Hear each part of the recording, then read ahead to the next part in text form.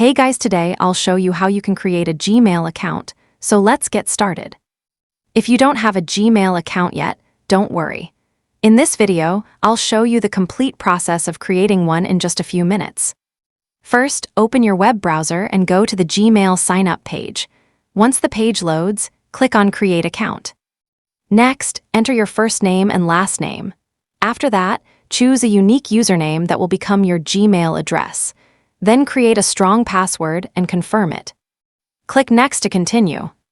Now enter your phone number if requested. Google may send a verification code to confirm that the number belongs to you.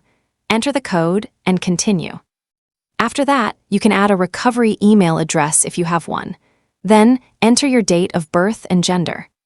Click Next and review Google's privacy and terms. Once you've read through them, click I agree. That's it. Your new Gmail account has been created successfully, and you can now send emails, use YouTube, access Google Drive, and sign in to other Google services.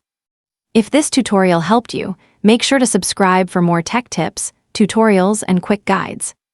That's it. If you found this video helpful, consider giving it a like and subscribe.